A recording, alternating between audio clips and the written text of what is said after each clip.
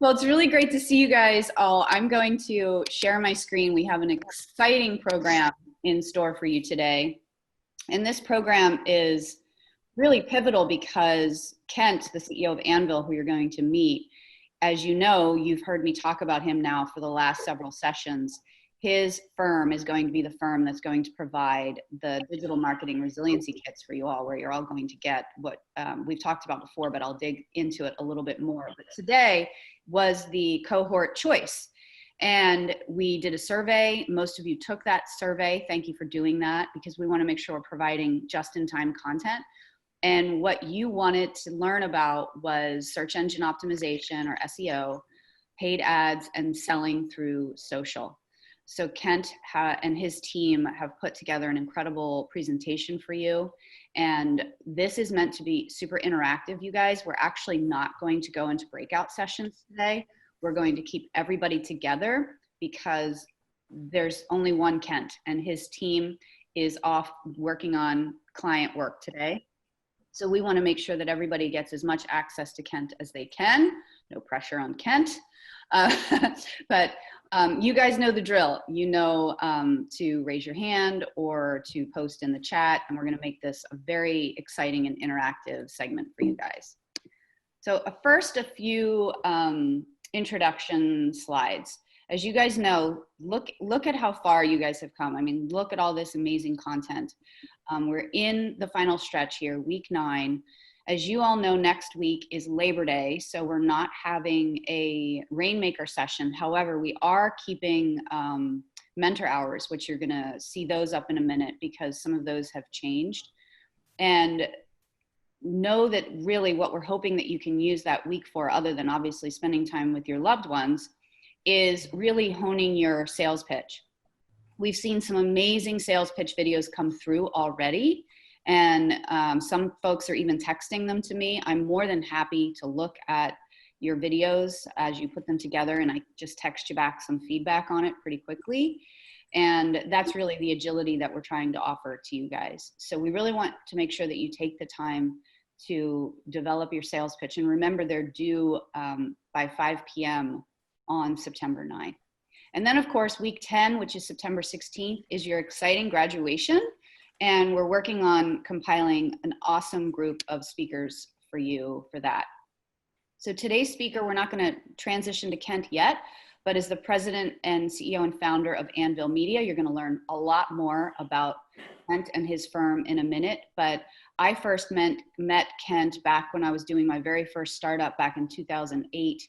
And what was really incredible about Kent was the amount of time that he gave me and my firm. When we were early stage startup, we had only raised a little bit of capital and just was very giving. And that always stuck with me.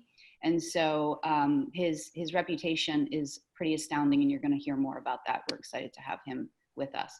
And so here's what you're going to get for those of you who are eligible, which again, is attending 8 of the 10 sessions and doing homework for at least 8 of the 10 sessions as well, is this digital marketing resiliency kit, where Kent's team's going to work with you on placing a Google ad, building a landing page that's optimized to convert for your business. And again, conversion might be signing up for an email list. It might be purchasing a product. It might be attending a webinar. Whatever conversion means to you, we want to get them into your funnel. And then Google Analytics. Is it working? Is there a high bounce rate? Are people leaving the landing page? Are they getting there from some other place, so that you can actually have data to make good business decisions and then go back and tweak the ad, tweak the landing page, and so forth. So this is the quickest path to conversion. Right now with COVID, we wanted to really optimize that for you so that you can test out different headlines and new products and things like that. So it's a pretty awesome service. And Kent is going to dig into some of this today with you today as well. So the value that you're each going to get is pretty amazing. It's $5,000 value per company. And you're getting 2 hours of training with cohorts. We're going to set up several different cohort trainings with Kent and his team. They're going to do 2 to 3 hour private consultations, one-on-one, where they're going to deep dive into all the areas that we've talked about, and then help you build a template landing page so that you can convert.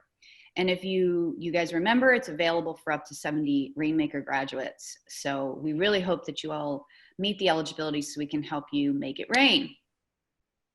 And if you haven't already, I know over 50 of you have already registered for graduation. So thank you for doing that. It really helps us in the promotion of it.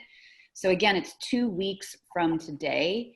Please invite your friends and family. This is a moment of celebration. Right now in COVID, it's so hard to, get out and have entertainment and interact with family and friends. And I'm huge on celebration, and you all have put so much work into your businesses to really show your resiliency. And I'm just really honored and proud of everything that you guys have done, and honored to serve all of you. So please make sure you share the link around. I know my team is putting the link in the chat right now to make sure that your friends and your families attend the graduation. And I'm super excited. I don't know if you guys have heard of Hue Noir, but it's an awesome startup based in Beaverton up in the Portland area. And we are so excited to have Paula Hayes. She's the founder and CEO of Hue Noir. And her business, she creates makeup for people of color. And she's had tremendous growth. She's had traction in mainstream media, and she's going to be the keynote for you all. And she's going to talk with you about overcoming barriers to entrepreneurship, some of her story. Pretty much all of us, if you're starting a company in Oregon, there's a lot of barriers that you have to overcome, right? And then if you add rural to the mix and COVID in the mix, it makes it even harder. So we're excited to have Paula be the keynote. And we've added her information about her being the keynote to the Eventbrite registration. So please, when you are inviting your friends and family, let them know they're going to hear from an awesome, powerful CEO.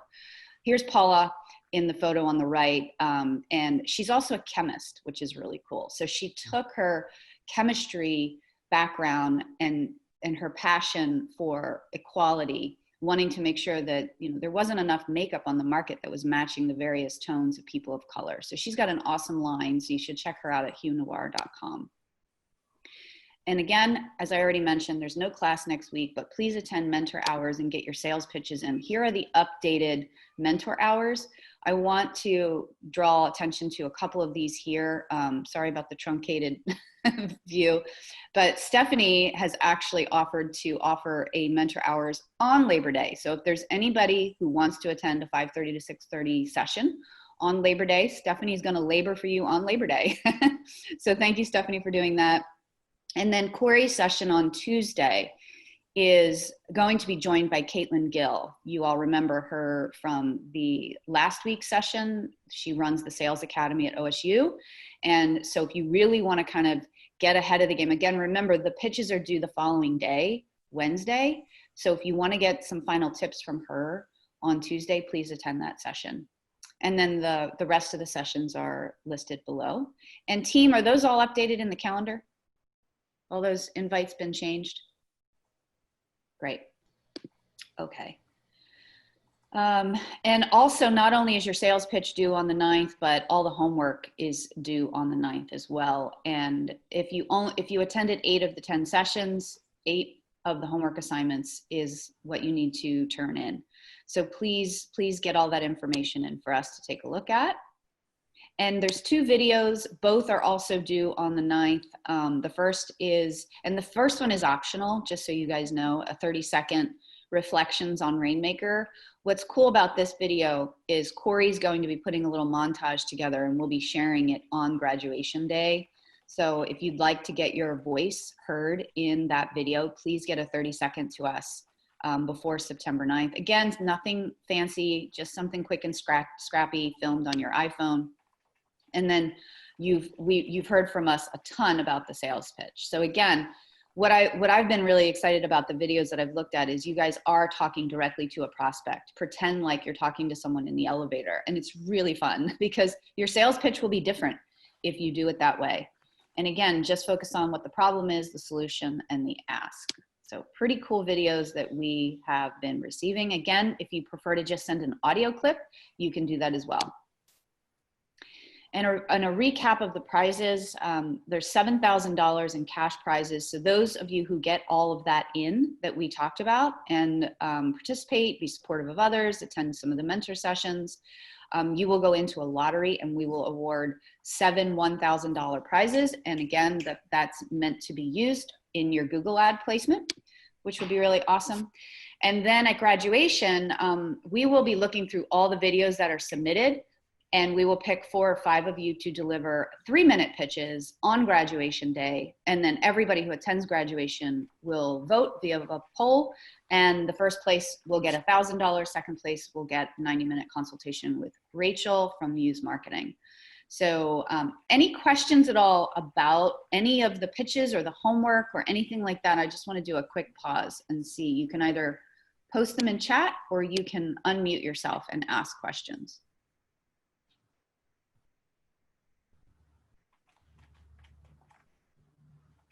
Okay, so we will move on, and if anybody does have questions throughout, please let us know.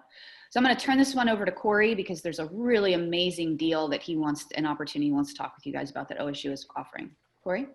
Yeah, thank you. So as many of you know, sometimes students who are in the engineering programs at Oregon State and other universities, they'll do something called a capstone project where either junior and a lot of the time senior students will work on some project, often for an industry partner, in order to showcase their skills and hopefully get a job when they graduate. And so this year, because of COVID-19, the College of Engineering is really desperate for a bunch more projects for their students to work on. These could be 1 quarter long, so 3 months, or they could be 9 months long. And basically, it gives you the option to have 3 engineering students develop a project for your startup or business. You can do cross-department stuff where you have like a mechanical engineer, electrical engineer, or something like that. That's a little more complicated to set up, but that is doable. But the biggest thing I want to highlight is the computer science students are also able to do projects. So if you had something, let's say like a web app where you want people to be able to fill out a quiz and then get a custom maybe AI integration into what kind of makeup is recommended, or I don't know, anything that comes to mind, it's possible that you could have some students work on that project for you. And the great news is I was told that basically they just need to cover the program costs. And if it's a startup or really small business, it could basically be almost free. So $500 or less is the number that I was told.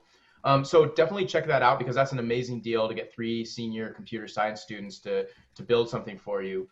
Reach out if you have any questions. You can also go to that link that I have there. We'll post it in the chat as well. And check out the page. And if you want to submit a project, you just click the login button on the top right, and that will let you set up a profile and submit a quick 1-page proposal for what you'd like students to work on.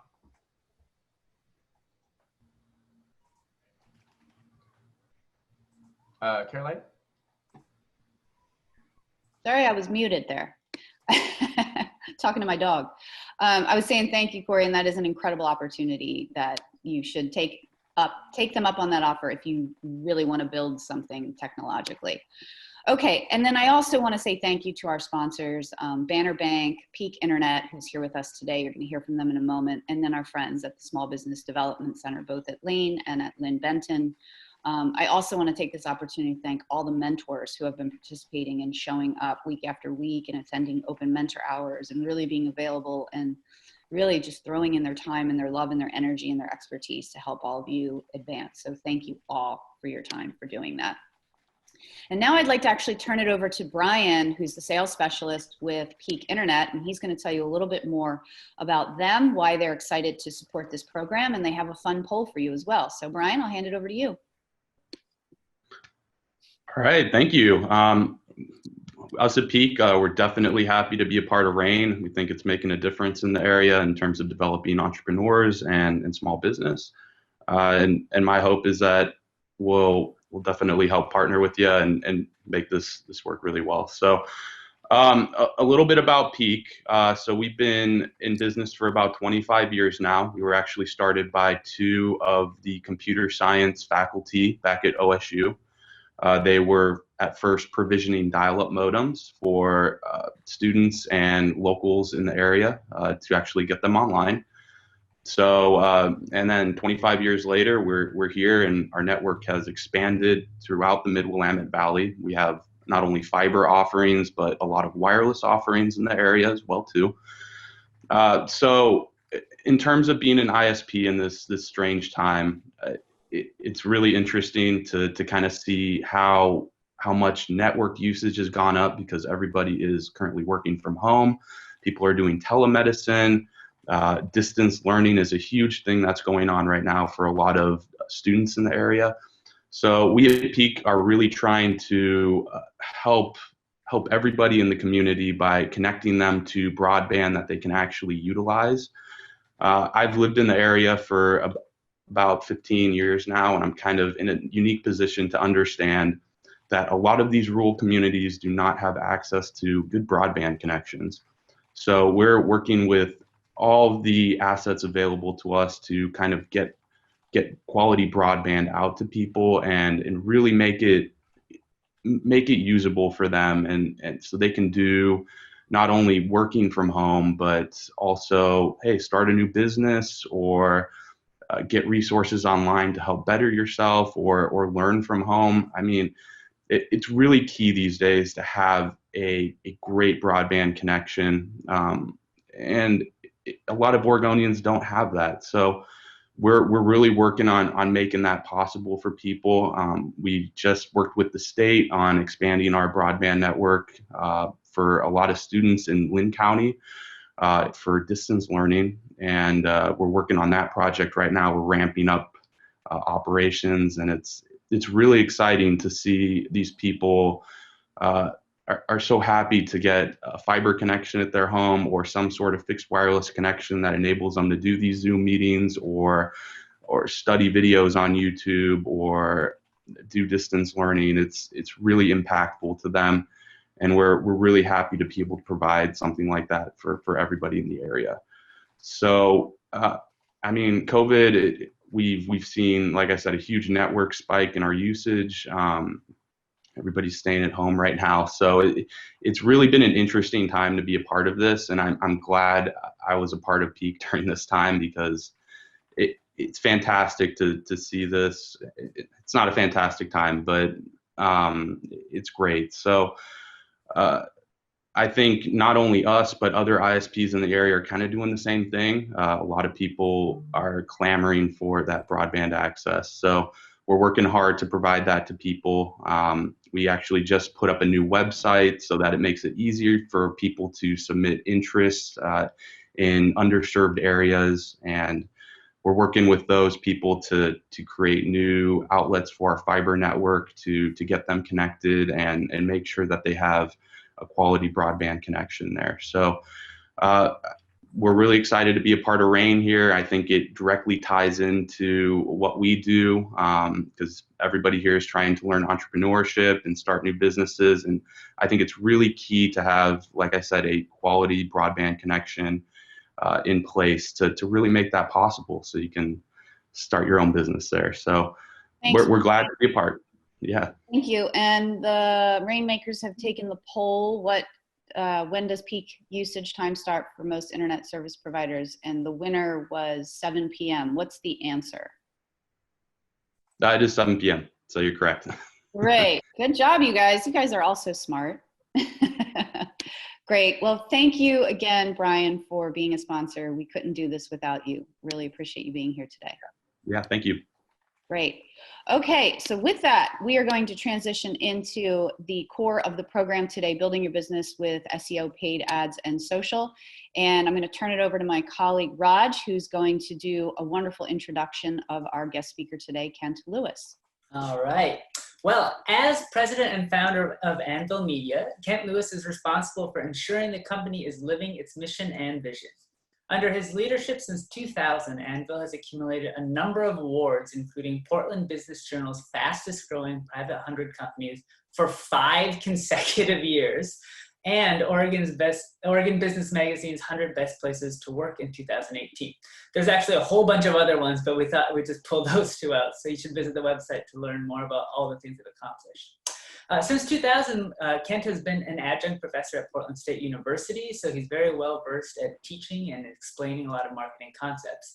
So with that, we're thrilled to have Kent join us for today's workshop and look forward to having him and his team work with you all beyond RAINmaker. I'll pass the mic to Kent and look forward to learning with you all. Well, thank you for having me. This is truly an honor. So I'm going to share my screen here. And hopefully this goes off without a hitch. Can everybody see, oops, can everybody see the screen? We're good? Okay, and do we want to admit these other people in the waiting room? Just making sure. We're good. So I can't hear, I just want to make sure you can hear me. It looks like you can. Yes, yes, we can hear you. Okay, great. All right. So today we're going to talk about basically digital marketing fundamentals we're going to breeze through some fundamental SEO. That's been my background. We're going to talk about paid digital advertising with a focus on Google AdWords, Google Ads, and social media with a focus on selling on social.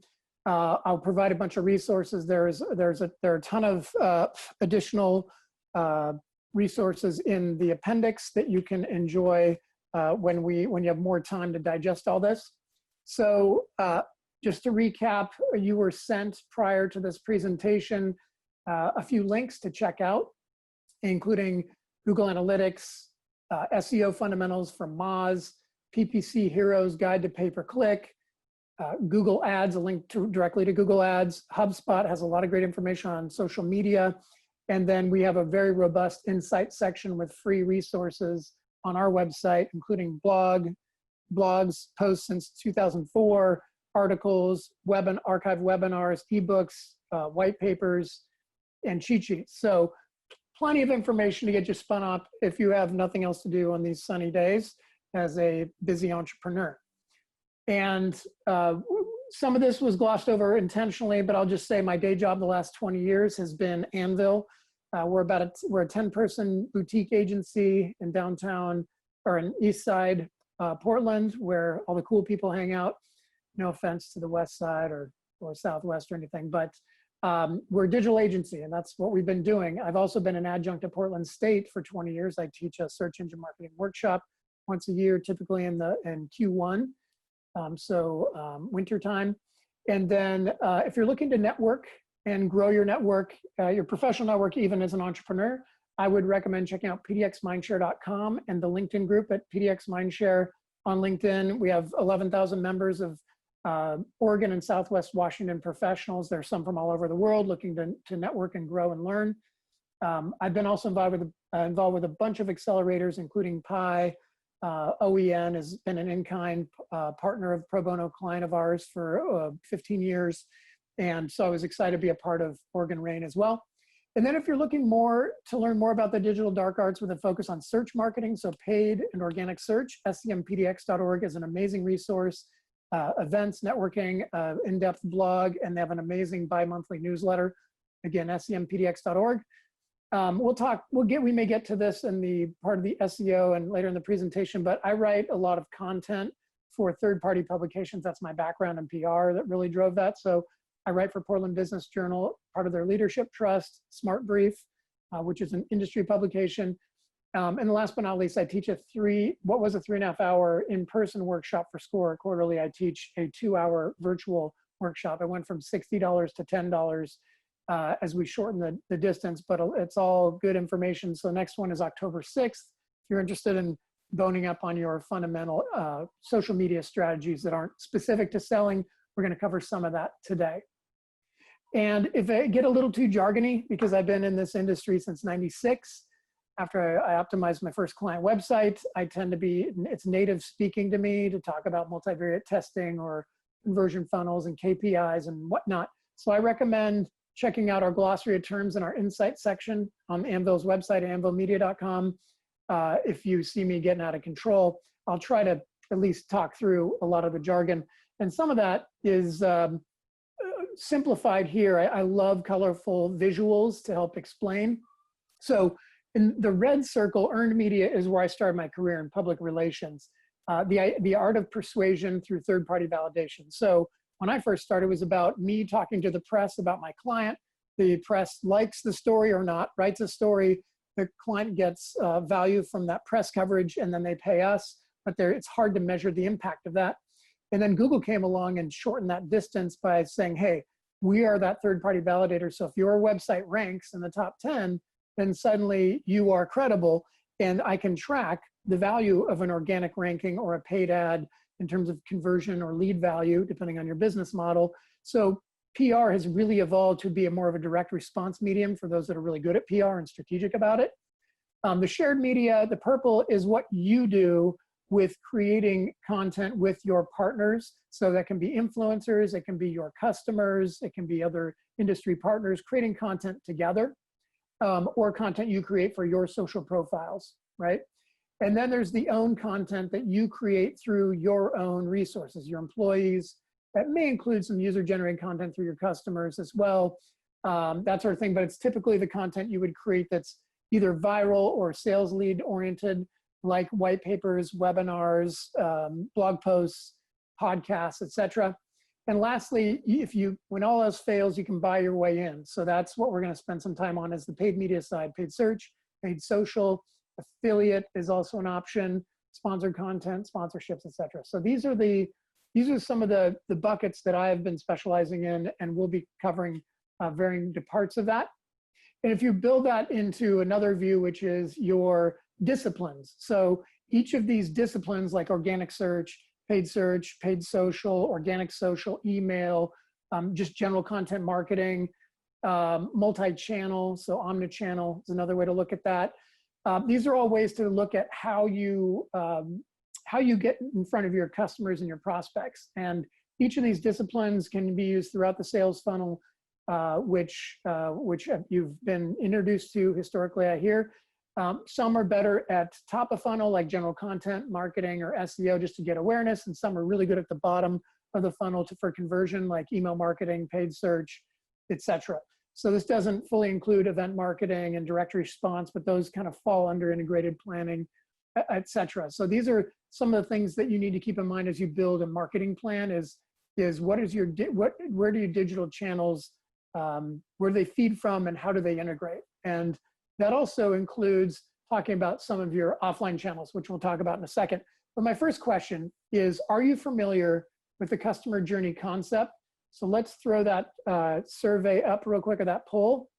So it's either yes, no, or customer journey, I don't travel much. So there are at least 4 people have a sense of humor. So thank you for that. That always makes my day. So it looks like, well, a majority, and even there's some artwork going on here, which is great, that a majority are familiar with the customer journey. And I think if I were to ask the no's, some clarification, they probably know what it is, but they don't want to be called on, so that's fine. So I think we will end it at, let's see, we've got a pretty good, that's good. Okay, so I'm going to stop sharing these results for now, but it looks like almost 60% say yes. So I'm going to minimize that. And we had some graffiti, so there's, the protests and riots and stuff can affect even PowerPoint presentations. So let's move on. So customer journey. So the idea of what this really is, maybe that was me. Anyway, the customer journey is all about the path that somebody takes from initial awareness to into the acquiring that customer to purchase, and then beyond purchase, basically. So the idea here is that you need to understand not just the digital channels, but those analog channels, right? So where do your customers, I'm trying to erase this stuff. Yay. Oh man, I'm badass. Okay. So where do your customers start? Do they hit you offline first or online? What are those physical touch points? Now keep in mind, the term physical touch points sounds very quaint since March of this year here in the US, that now it's about low touch, no touch, servicing clients if you're in a retail physical environment.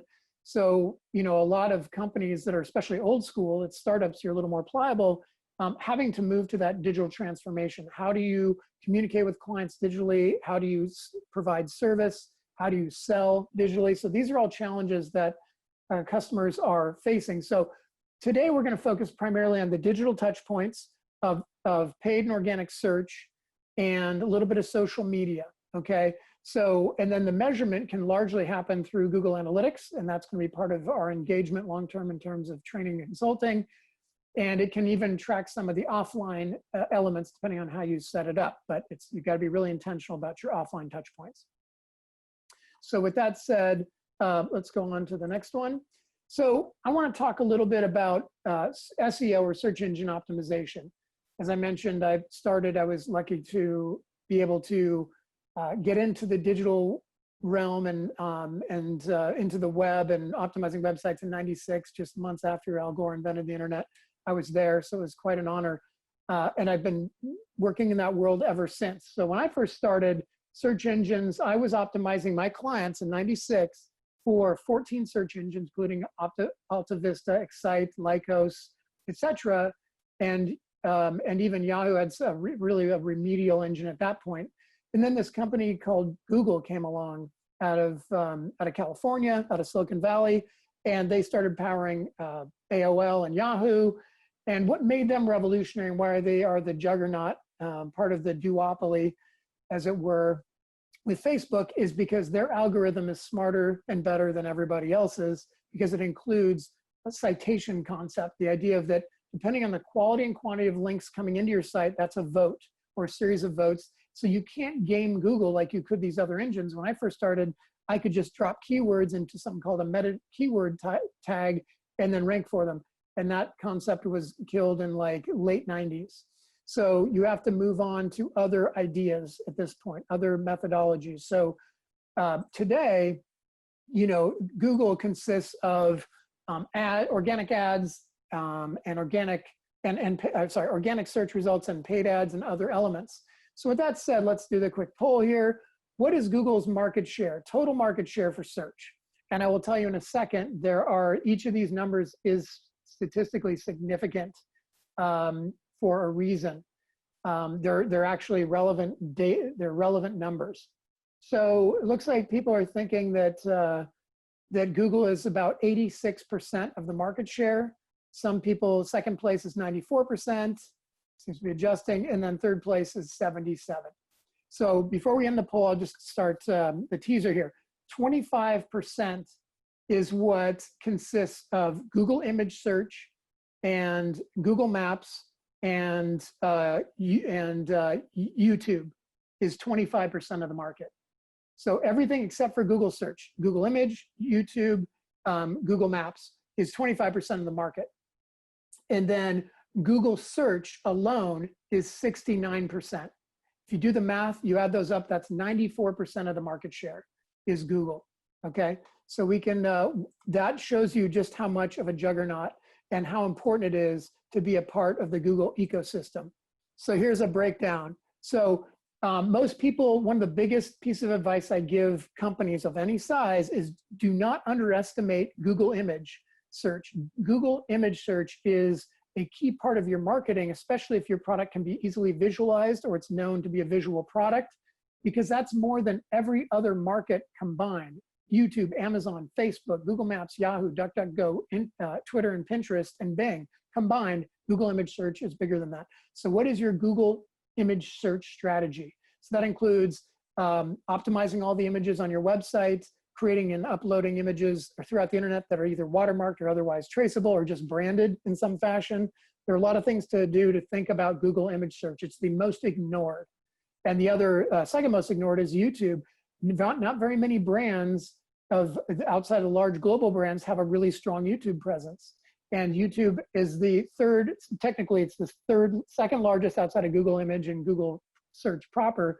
It's video usage and video search. So using video as part of your search strategy is absolutely essential. So that's what, go ahead. Quick question for you. Can you give us a tip or two on how you optimize an image?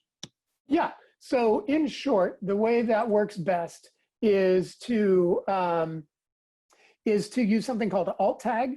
And there's some of this in a lot of our resources and on MOZ and in our appendix, is that you just simply add an alt tag. So you describe what that image is, maybe 20, 25 characters should suffice describing what that image is. Because keep in mind, Google is blind. Google only understands text. It has, advanced facial recognition and copyright protection. So if you upload a video from The Tonight Show, it'll get, it's been watermarked or it recognizes, Jimmy Fallon or whatever, that has those tools, but generally it does not trust images or video or audio because it can't understand it unless it's transcribed into text in some fashion. So if you can describe the image, that's number one. Number two is the image name. So when you name your files, don't name them XYZ PDQ, name them, don't, you know, train your graphic designers to describe the image. Okay, so because that's part of it. It understands two things: the alt tag, how it's described, and the file name. The third is the context of where that image appears. So if I have a blog post that talks about Britney Spears, but I have a picture of somebody else, then that image, there's a low trust. But if everything's consistent on that page about a theme and it provides context, that's the third best way to optimize your images. Does that make sense? So with that said, there are, 60% of Anvil's revenue for the last 8 to 10 years has been generated by creating, optimizing, and managing paid media programs. So that's Google and the social platforms for the most part, occasionally Bing, occasionally others.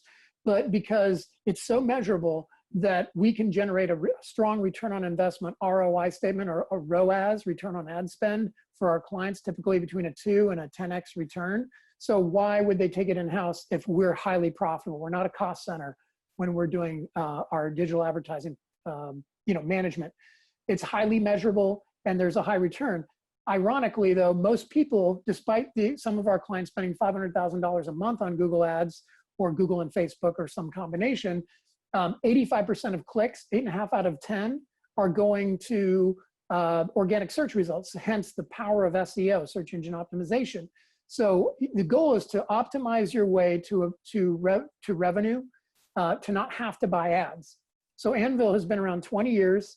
We've been profitable every year, some more than others, but we have generated 99.9% of our client base without any advertising. We've never spent more than $300 a month on advertising just to protect our brand, because I preach that, so I have to live it. And the rest of it is PR and SEO, right? That's worked for us because I did not have big growth plans to be more than 16 employees. We can talk about that later. I built our space for 16 employees. I'm happy with 16 or fewer employees. I'm very happy right now with 10.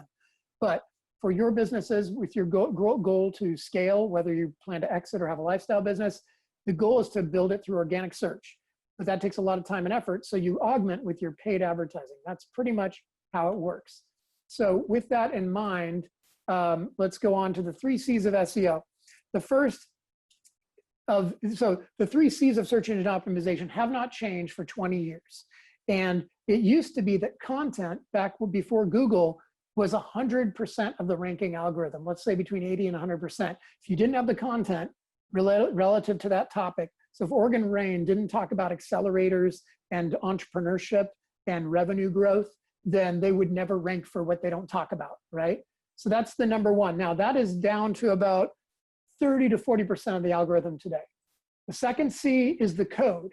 That used to be 20%, and then as Google came online in 98 and beyond, it became a really big part because we had things like Flash and frames that were prevalent 15 to 20 years ago, and the code was tripping up most of the search engines. And even though Google has been able to read PDFs and Flash for 15 years or more, it decided it didn't care about those. So the internet moved away from those platforms because they could be manipulated, or they were hard. Again, Google is blind. It was hard for them to read that code.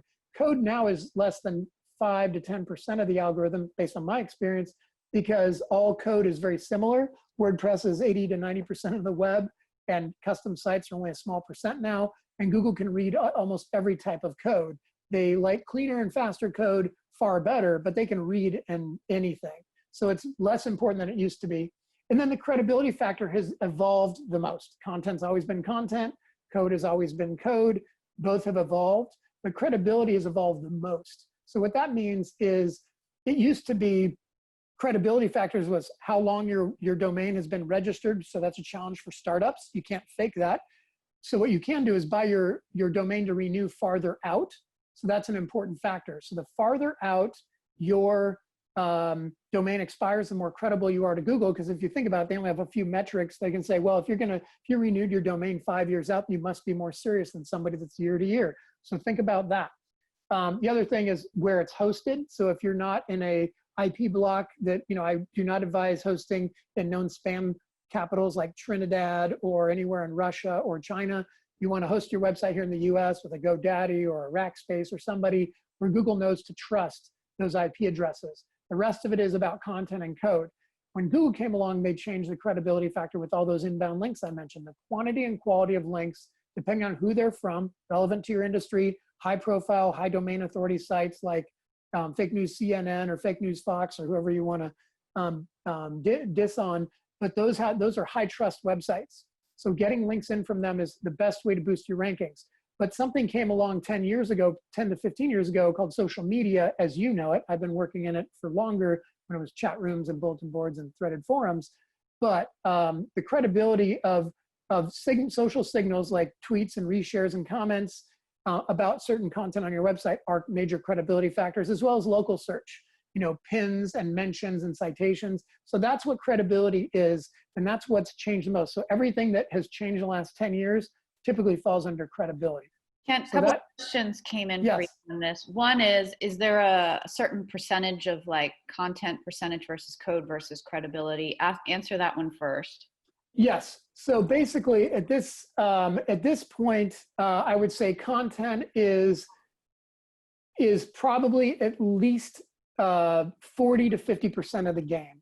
The depth of content, the average #1 position ranking position has a page has over 2,000 words on it. Now that's reducing over time. 5 years ago, it was 2,400 words was the average word count of a top ranking page for any given topic on Google, on average. That has gone down to 2,200. Now it's just under 2,000, and it's going to keep trending shorter because of attention spans and so forth. So the depth of the content, each page doesn't have to be as long. The average page probably has 50 to 100 words. So, you do need more content on your site. Your homepage should have, ideally more like 250 words, and then your deeper pages should have more, aim between 1,000 and 2,000 words, depending on how deep you are in your site with deep content. Okay. But it's still about almost as much as half of the equation. Clean, fast code. So if the code is on par with everybody else, it's probably less than 10%, maybe 5% of the algorithm. It's more than that if you factor in, if you have a really slow site that goes fast, or fast site that suddenly slows down due to JavaScript, CSS, excessive CSS, big image files or video files. If that all reduces conversion rates and it decreases your rankings, you can get penalized for that. It doesn't help. So cleaning a fast site up, making a site fast and clean becomes a bigger factor, can be 10 to 30% of your algorithm if you're fixing your site. And then the other factor that makes that a bigger is schema markup, which I hope we have time to talk about later, which we probably won't, which is marking your site up with schema, sorry, garbage truck's going by, schema.org, schema. It's a way to give context to your content on your site, blog posts, FAQs, Q&As, that sort of thing. It can help you rank for very specific questions, which typically show up in smart speaker voice searches, personal digital assistant searches, and becoming the best answer, if not the only answer. Okay. So that's really important. Right. But, and then, sorry to interrupt you. You are so smart at all of this. This is awesome. The other question, because I know we have to move on, is does it matter if it's .com, .net, .io, or is it really more about the content code credibility? So I will talk about the credibility factor goes into the domain. So I will get to that right now. That's a great question. So in short, I think credibility is still at least 40% of the equation. So content, let's call it 50, code 10, credibility 40. So one of those is your domain. Now, I will tell you, I am old school. We're talking back when the internet was black and white sort of thing, and 8-bit, video game sort of world. And .com was the de facto, and I believe to this day it still is. So if I had a choice between a .com, a anything else, .io, anything else, if you were just to do anecdotal searches, you will rarely see a anything but .com outrank a .com in the top 10, let alone the top 3. Your goal is to be above the fold, which means typically in the top 3 or 4 positions organically. And if you have an available .com, I'd rather have a longer .com or an obvious hyphen break .com, which is hard to find, than anything else. .agency, .biz. Those are, Google is in the TLD business now. They've bought other domains like .blog or whatever else. And so you think that they would trust those in search, and I've found that they do not trust, those domains do not rank as well as .coms. And if you are a nonprofit, 501c3 or 6, .org all the way. That's far more credible. In fact, when you're looking at securing links to your site, securing links from .orgs, .edus, and .govs are the holy grail and the most difficult to secure. But just high domain authority sites, which we'll talk about in a second, typically are the ones that you want no matter what their domain name is. So again, .com is preferable if you can find a name that works. That's why you're better off coming up with a name like, you know, Crazy Monkey Brain, where it's likely to be available, than, you know, some other more obvious name that's probably taken. But if you're in the digital space and software space, IO is fine. Shorter is better, but it needs to be memorable so people can type it in or that it will still rank. So any domain will rank, but I just tend to feel all things being equal, .com will outrank anything else other than other long established domains like .org and .edu. I'm not a huge fan of .net or .biz. They feel a little less sophisticated to me or even spammy, but that's just my personal view that may be tainted by years of whatever wear and tear. Great, thanks, Ken. Yeah. Yep, thank you. Great. So this is the breakdown, and again, we'll move on quickly, is if you look at most of the SEO ranking factors, this is according to MOZ, one of our trusted resources, is a majority of it is the trust of the domain. So anvilmedia.com, what is the trust rank of that domain? Or we actually default to Anvil Media Inc. It just redirects because we started with that domain. It has more credibility. And then we purchased Anvil Media when that became available, and we just redirect it. So our domain has a trust authority score with MOZ of a 46 out of 100. Most of the startups and small businesses start between 0 and 20 domain authority, which means if there are 3 companies that do the same thing and they have similar content, but they all vary in domain authority, the domain authority will be the determining factor of who ranks first. So the quality and quantity of inbound links are the primary trust signal there. But there's still the code. So anchor text and external links to that page. So the anchor text is how you describe, it's basically effectively who's linking in and what is the name of the hyperlink. The text in that hyperlink is called anchor text. So is it click here, or is it Anvil Media, or is it search engine marketing agency? Those are all different types of anchor text. And the goal is to have keyword descriptive anchor text. And the problem is you usually can't, you can suggest or even influence, but you ultimately don't determine what other people do with links to your site and how they name them. Most common is your company name or an abbreviation or something similar. Your goal is to have a nice organic mix of your name, modifiers, etc. If they all say Anvil Media, Inc, period, our legal name, that would, and they all appear overnight, that would be very fishy to Google. What they want to see is a combination of Anvil Media Inc, Anvil Media, Anvil, and any other modifiers, Anvil Portland. That would be a natural anchor text inbound link strategy. And then the third most important is your on-page keyword usage. If you don't use the keywords you want to rank for on your website, you're never going to rank for it.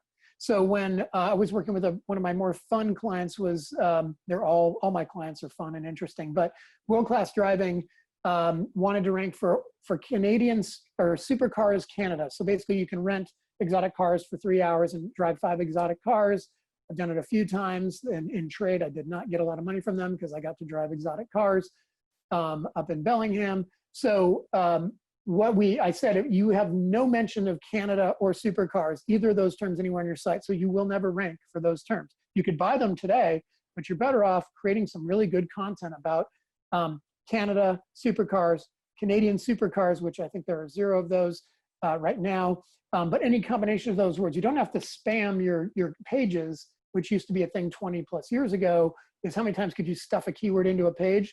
That will get you penalized or ignored very quickly. It's just the context, the flow, just sprinkled throughout is all you need, but you still need that.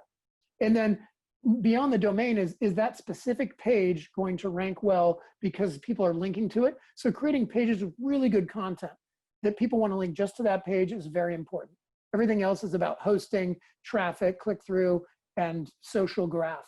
So that's how you round out your ranking. So these are the fundamentals of SEO. It takes a bit of work. So quick survey poll.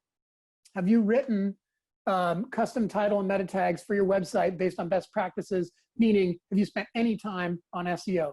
You read an article, you put in some keywords into your title tag, You put in some compelling adjectives and adverbs into your meta description.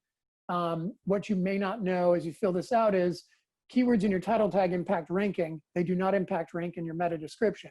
Your meta description is all about getting the click. Once you get a rank in search results for whatever term, the meta description is the text below in black that only shows up in your code and in search results. That needs to be compelling to get the click. So it's about even or just under even that most have not made an effort with SEO. It's both easy to just drop some keywords in your title tag, and it's very difficult to do it very seamlessly. So it looks good to the end user, it looks good to Google, and it still meets the needs of basic functionality. So it actually describes the page without feeling spammy. It looks credible, but it's actually useful. So we're about 50-50. I think that's, let's share that. So you're about 50-50, but leaning towards no, haven't done it. And then a couple of comedians there. Thank you very much. I appreciate that. So let's move on here. And so these are just some trends to think forward. What this is all about is Google is going into verticals. So if you were in the restaurant business, you realize they start adding bookings, and that's a mixed bag because they can take a cut of bookings. And same thing with hotel and airlines. So they became an OTA. They're their own travel agent, arm. And that's, again, a mixed bag. I think the airlines would rather get direct traffic to their site, but you can book entirely through Google. They've also gotten to the publishing world. They're well into pretty much everything you can imagine because they have the money to do it. They're way into machine learning and AI, artificial intelligence. And, but the biggest trend for you to keep in mind from an SEO standpoint is the concept of the zero-click search. Owning the knowledge graph, or what we call rich snippets through schema markup I mentioned earlier, is to be, when people ask a question, you are the best answer, which means you'll be at the top of the visual search, and then on voice search with smart speakers or your phone, you are the only answer. And you are powering that answer, so you are controlling the conversation to a degree. But you have to use best practice SEO to do that. Google is continually evolving the search ads, and we're there with the cookies disappearing in the next year or two. How are they dealing with that? So these are the main trends. You can see voice is a big part of that, and we have a bunch of articles and resources on our site about that, which is kind of advanced SEO compared to just general SEO. Ken, So quick question for you. Yes. From Craig. Is having a digital certificate making a difference in ranking where you do the HTTPS colon. Secure. HTTPS is very important. Yes, you want to be a secure site. You will never quite pass Google's rank test with an unsecure site. You anywhere from getting a warning to just being pushed down lower in the rankings. So getting that secure certificate is really important. That security setting with HTTPS is absolutely essential. Great question. And then did you say something about replacing cookies? Adrian's asking that question. Well, so you can see like the number 5 result is loss of cookies, visit web tracking data. That is an issue that everybody's talking about.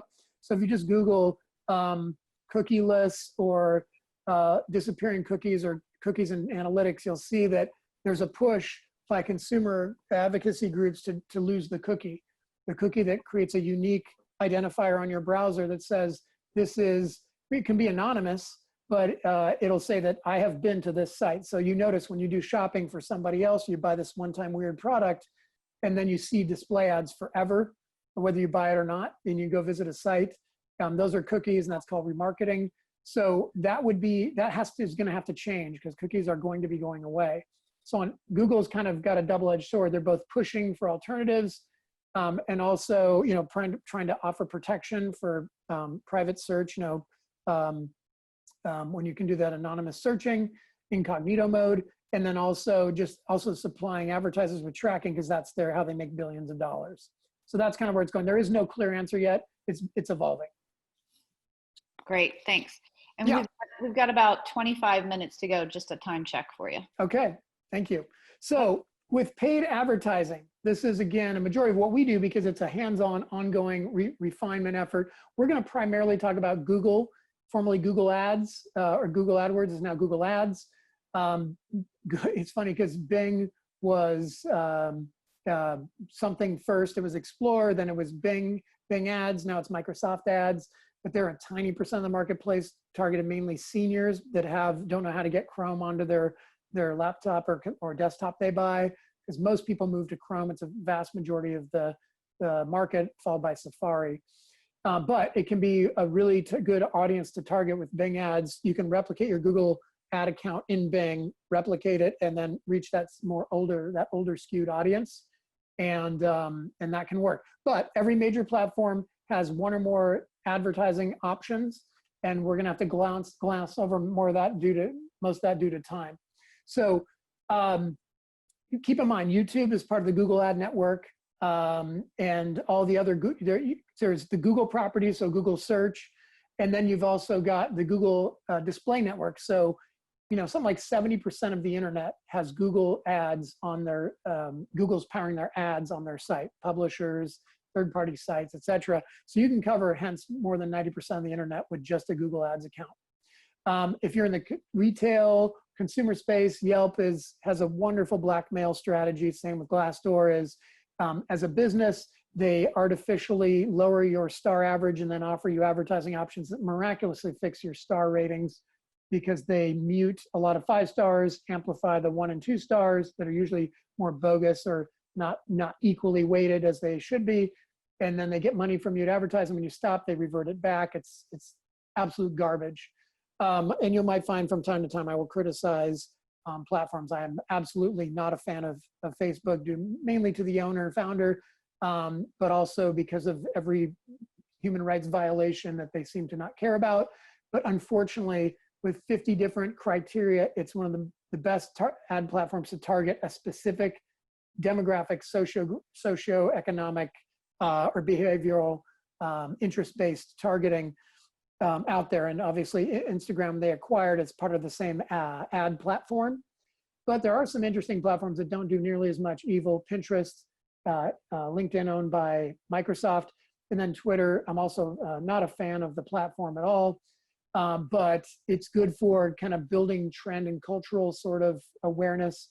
And if you are a CPG space, if you have a packaged good, especially over $10 in value, Amazon is a great way to move product. In fact, it's really unfortunate because they control things just like Facebook and Microsoft and Google. They can control whether they make or break a brand very easily, or product line. We help our clients build and manage Amazon programs, but it only makes sense if you have an average product price is $20 or more for somebody like us to manage it, or it doesn't really pencil out.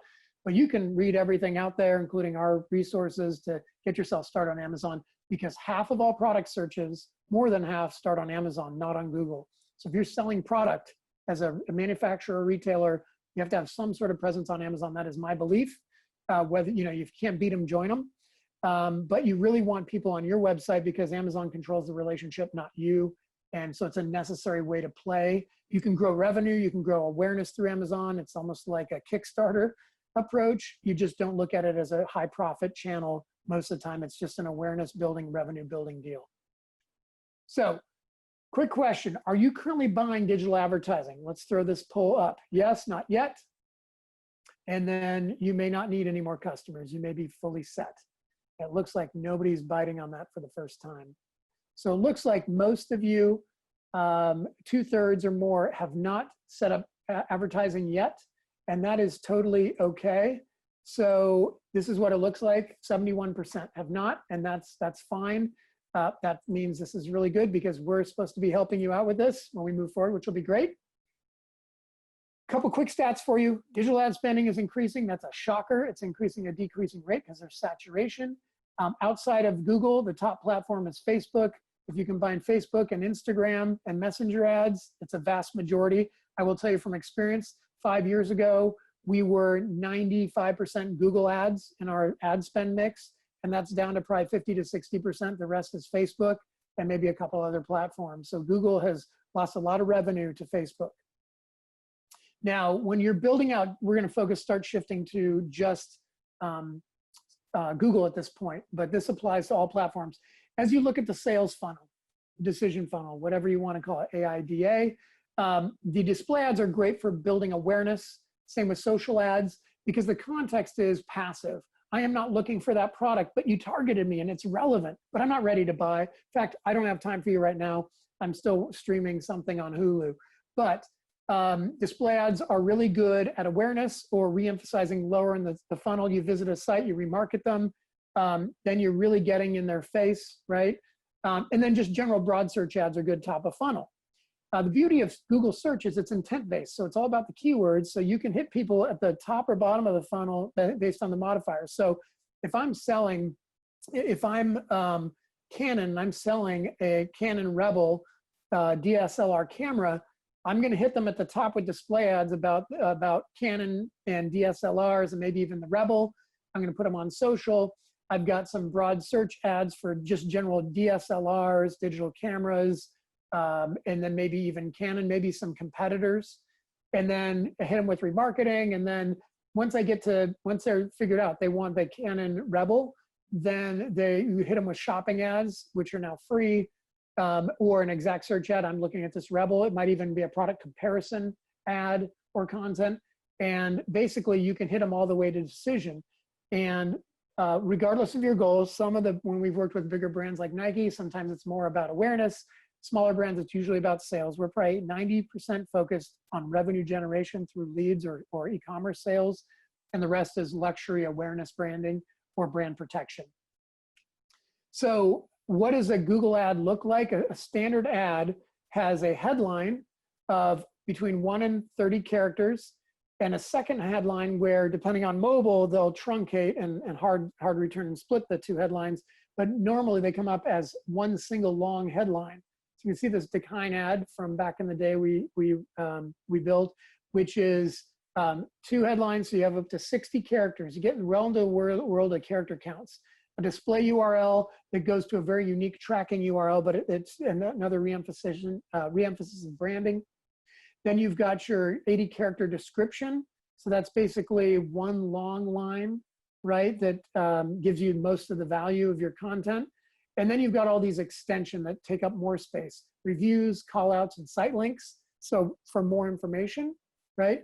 And then you've got the site link extensions are separate from the main ad and can take you to other parts of the website.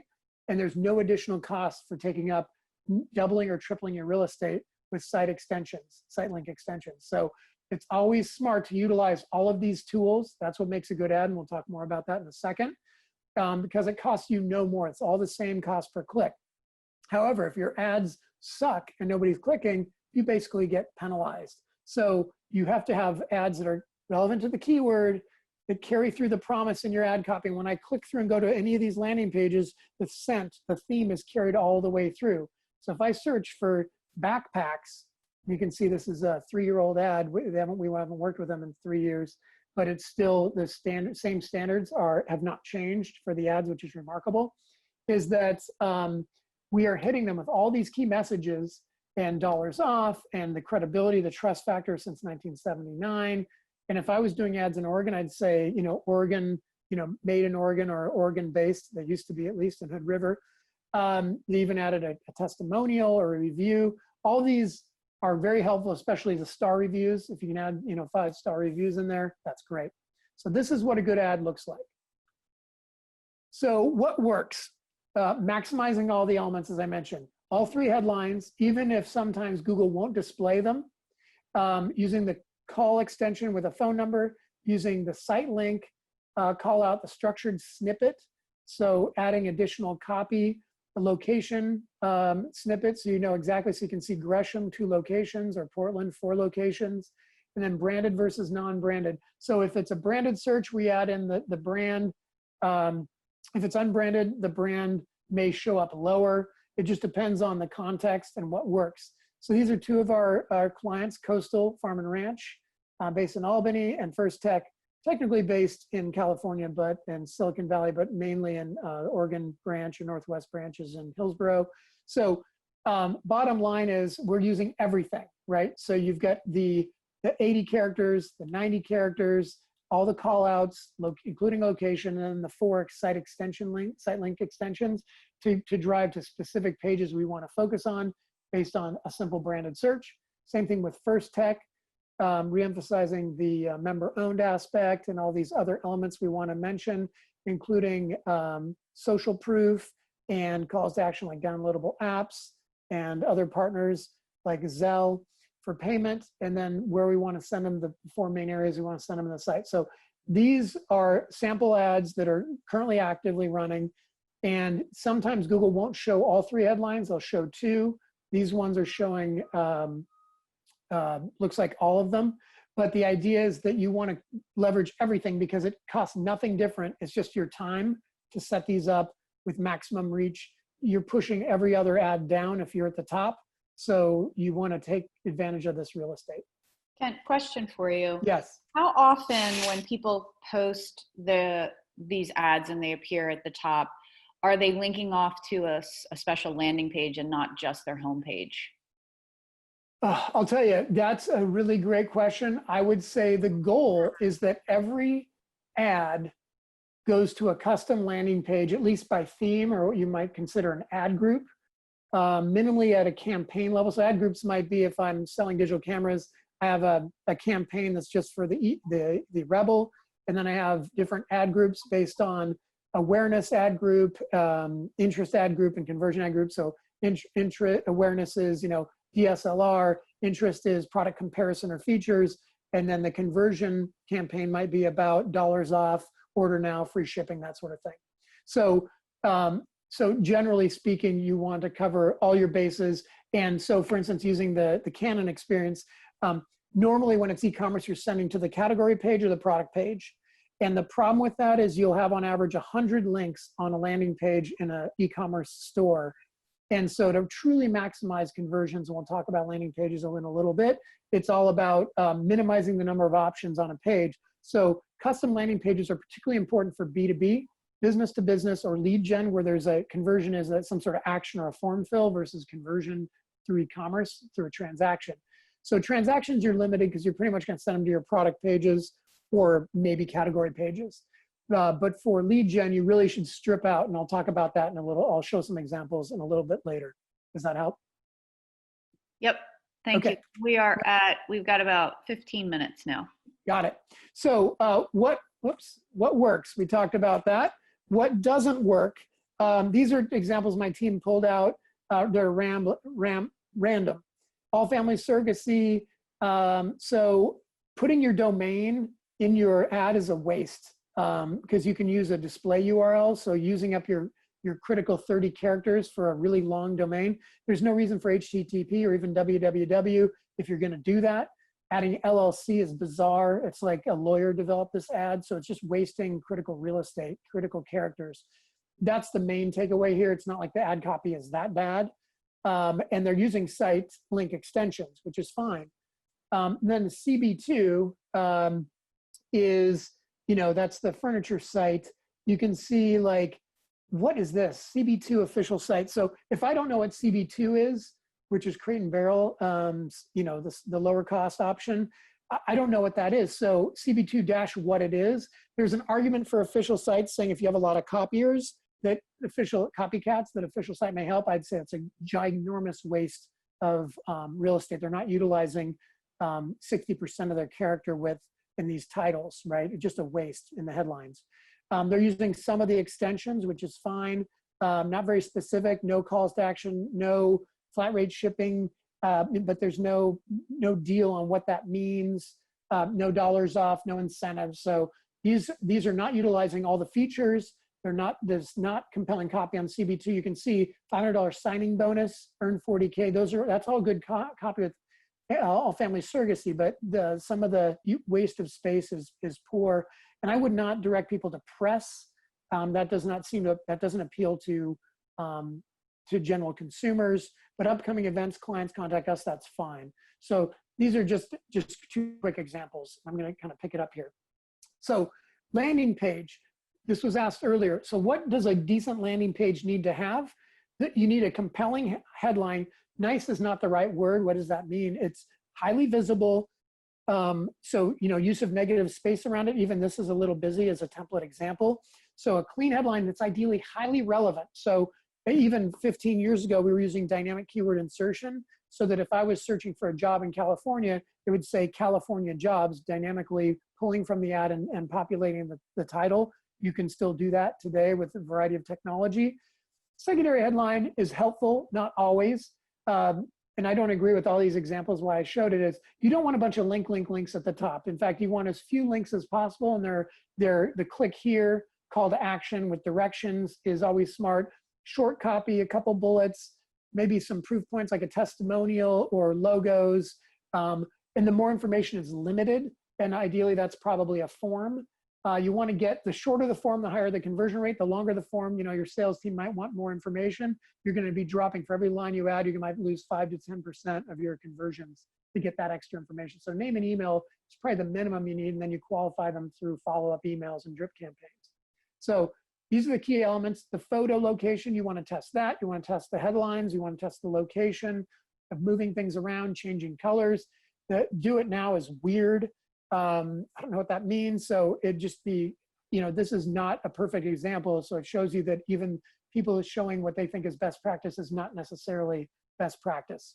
But we'll talk more about that right now. So always be testing. So I always recommend starting with A/B testing. Test concept A against concept B. Headline A, headline B. Long copy, short copy. Hero image of the product versus hero image of the people using the product.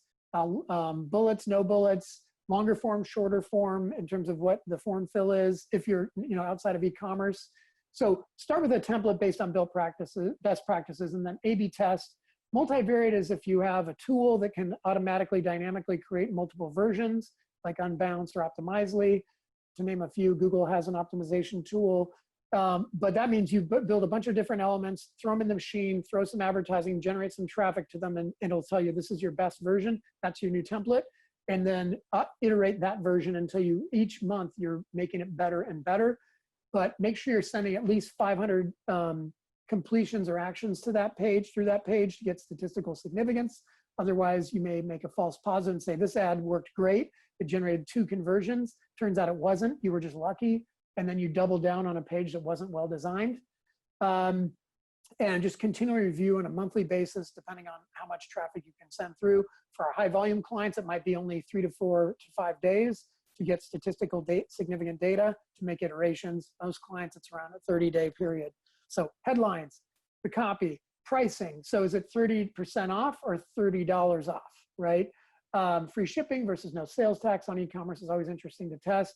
Click to call options are always popular, but take more man hours to manage and be able to answer and track those. Images, use of video, your key differentiators or USPs, text font style, page layout, but typically the conversion button or request, how you do the call to action is one of the biggest factors. So what works in landing pages, I apologize if you don't have a magnifying glass or microscope, but these are 2 of our client Synetics landing pages where you can see simple images. This is a bit of a scroll. Both have long forms. Both have 2 to 3 text boxes with breakouts. These are longer scrolling pages, but they have a very technical product that requires a little more explanation, and that's a pretty long form. I would argue for probably testing a shorter form against this longer form. Name, email, company, maybe call it good. Salespeople always want more, but it's at a price, right? So anchor links. So if they click on a button higher up in the page, it takes you down to the form below the fold. Hero images, we find that unless the product is inherently sexy, like say headsets, the people, the workers, acknowledging the people wearing them often outperforms the product picture. But you typically, ideally in a landing page, will want both. Testing video versus still images, visual directional cues, like where this guy is looking, he's looking at the headset at the top. These are all subtle little things you can do. Stripping out most of the navigation. This is not their standard website. We stripped out almost all the navigation, so there are fewer options. Fill out this form or click here for our legal disclaimer, etc. What doesn't? Question Yes. about template landing pages that are offered. Do those typically work in your experience? I mean, obviously it depends on what image you're using, what call to action you're using, but do you find that the email systems, the landing templates they offer work well? It's a mixed bag depending on which platform. The broader the platform, honestly, the less likely they are to do really well. I find that they're a good start for sure. And then you move from there basically to test and iterate from those. So they're a good starting point. They're rarely flying in the face. In fact, that template I showed you is probably one of the worst examples of a best practice template, and it still would perform reasonably well. And last question before you Yes. move on is, can you explain what a hero image is? Hero image is your primary single image. Is you decide is the hero image a man or a woman? How are they dressed? I would recommend against stock photography. Try to capture your people, you and your customers using your product or service. That's usually performs best. Rarely does the product image alone outsell a person using it, wearing it, interacting with it. But you want to test both. So the hero image on the left is a stock photography of a screen with a spreadsheet on it. That is a piss poor hero image. On the right is clearly stock footage of a guy who has lightly loosened the neck on his shirt. He looks like he has very low confidence, but is pretending to put on his best show. Absolutely terrible stock image. And he's got some books behind him, whatever that means. He looks like he needs a job. So maybe that is the perfect mix. But you can see on the left what doesn't work. Tons of copy, really small, and different size. And there I see 4 different sizes fonts. The sign up today is red on red.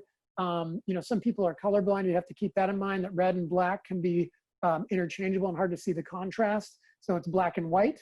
The job site is clear that you can search, and there's a call to action to search it, which makes sense, but that guy adds no value. Showing people around a career. This doesn't look like a landing page to me. It looks like a home page. It's really, really busy. And why you'd want to have any ads on the page or links to social, all the full navigation there, it's terrible. So limited nav, limited use of fonts and font sizes and then emphasize what that call. I see 3 calls, 4 calls to action. It's a hot mess. The job site is terrible. Somebody should get fired for that landing page. So that's what's not to do. Now, here's an example of before and after of our own new landing page for Anvil.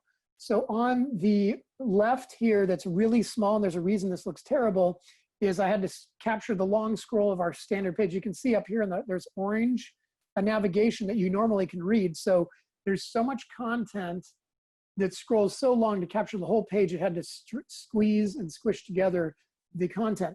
There's full navigation on the top right, and on the very top, I've scrolled past it, but there's some navigation on top. The new landing page that we've built has customized title, subtitle, and stripped out all the navigation. We left some external social links, and then the form, and then an anchor at the top that goes down to the form at the bottom. And that way, it's a lot cleaner. Now, there's still a lot of copy here, but it's our template. So we're going to be slowly reducing the content on this page until we get the optimal conversion, because there may be too much content on this page, but we'll test a short version versus a long version consistently. So notice we trimmed the footer as well. We trimmed the navigation in the footer, and we took the get started away and just have the form. So the goal is to minimize distraction, give the fewest possible options, and that's going to be what a good landing page does for you. Now, we do not have time for this exercise because I need to get to social media. But this is for my PSU workshop, is I have people write. These are all the best practices. You write the copy for your ad. There's a Zappos ad that we did for a program for them with all the elements as an example, and then actually writing your copy for your landing page headline, and then what are you going to use and describe your images, your body copy highlights, what are you going to include, what's your call to action, right? And what other elements you're going to need for trust elements. For B2B, it might be client logos or other verification, press coverage. For e-commerce, it's all about security and commerce, merchant, services, etc. So you could fill this, you could do this on your own later as a good. Yes. They're gonna do this anyway with you, right? When they go to. Oh yeah, you would be definitely doing this. Yeah, if you engage with us in this as part of the RAIN program, we will go through this process. Great. So this is an example that I just showed you. I wrote this, so it doesn't mean it's great. It means I did this on the fly in class. I'm just showing you this is what it would look like when it's done. And then we talk it through, right? And then it gets built. And we are going to be providing a template in WordPress and is it Wix, I believe, or Squarespace, so that for the most common platforms, we ask that question, and you're going to be able to build these very quickly with the templates. So with that said, we've got about, what, 10 minutes for social? So let's ask a quick question. Which social platforms do you actively manage, post regularly to, meaning weekly or more frequently, and then check all that apply. So let's see, it's not one or the other. Hopefully it was set up, it looks like it's pulling away, shoot. So what I'd say is pick the #1 platform you post to most if you can't check more than one, because I did not specify when I believe it's a multiple choice. Oh, it is? Yeah. Beautiful, mean they can click more than one. Great. Yep. So while we're doing this, looks like I can pretty much, I guess we'll just wrap up here and share it. So what looks like is that Facebook's #1, followed by Instagram. And then thankfully there's more LinkedIn folks, which warms the cockles of my heart. Not surprised to see YouTube as one of the lowest because it takes the most amount of time, both emotionally and physically to record, professional quality at least. Very few on Twitter compared to Pinterest, which is interesting. So if you're B2B, LinkedIn is your #1 platform. If you're B2C, Facebook, Instagram are your top platforms. Twitter, to me, is an exhaust pipe for everything you do on every other platform. It doesn't generally merit its own significant amount of its own attention. Frequency, daily to multiple times a week on Facebook and Instagram. Twitter needs to be multiple times a day if you care. So that's why you pull feeds from your other social feeds, retweet others, that sort of thing to get your volume up to 6 to 10 times a day. If you really want to play there, YouTube, 1 or 2 videos a month. Pinterest, 1 or 2 pictures a week, maybe. And LinkedIn, the goal is, if you're B2B, daily status updates or posts. But you can start at weekly or a couple times a week and work your way up and see what the return is as you increase your frequency. So in a nutshell, these are the platforms. So let's take a quick look. So I'm going to very quickly say that selling, the Oregon Rain told me to talk about selling on social media. I just want to warn you that is not what social media is for. The #1 value is it's the world's largest focus group. So please, I can't tell you, stress hard enough, please use it to listen to your customers and your prospects and your other competitors' customers, because they're telling you how to evolve your products. I can tell you from 15 years ago that the social media, the blogs and the forums back then, when I pitched Leatherman about social, were telling them that the Genius tool that was brand new to them, they'd never done it before, was the spring was too hard for gardeners who are typically middle-aged women, possibly with arthritis, because they were designed and built by men for men instead of for women. They learned a valuable lesson there. Plus the handle was the wrong color, it was green and blue, so it was camouflage when you put it down in the garden.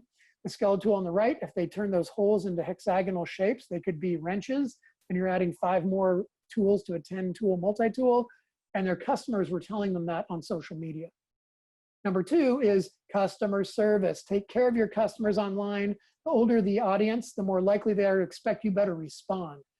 Gen Z and Gen Y don't expect brands to respond, so they're delighted when you do. But the older the generations, X and Y, boomers in particular, expect you to respond quickly, within 24 hours, same day ideally. So they're complaining or they're shouting you out and giving you accolades, acknowledge it, deal with it, leverage it, right? #3 is brand awareness, right? So just getting content out there. To me, Twitter is a brand awareness tool. LinkedIn is more of a thought leadership tool, the way I use it. That's my audience is on LinkedIn. The other tools have their own opportunities. So podcast has been growing in popularity in searches and usage, while YouTube has been declining, at least in terms of branded searches, because podcasts are interesting now with at home and shelter at home orders. People are listening to more audio now. And so we've been helping our clients build podcast strategies, for instance. Great way to get the brand out there in a new channel. And then thought leadership. This is what I love most. Sorry about the sizing on this text box, but bottom line is create content based on your knowledge and passion and get it as scientifically, statistically significant as possible, primary, secondary research, but at least well-informed opinions. So Acton hired us to write an ebook and a white paper over the last 10 years about SEO, and we co-branded it. So that's our thought leadership content. Wikipedia has used it as a source, etc. So I think getting that kind of content out to your social feeds is valuable. And then you want to swing your video assets. So I love the idea of recycling. So 1 2-minute video on YouTube, you strip out 30 seconds for an Instagram video, you strip out high def quality still images for Pinterest and also for Instagram. You can transcribe the video and put it out on your blog or as an article with minimal formatting. You can strip out the audio and put it on iTunes or Stitcher or SoundCloud as a podcast. And then a 1-minute dedicated video natively uploaded to Facebook. People have a shorter attention span on Facebook. It's not really a video platform, but people still use it.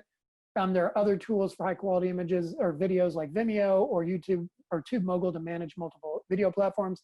Video can also be added to LinkedIn, and obviously with TikTok and Snapchat and WhatsApp, these are all video streaming opportunities or short form video opportunities.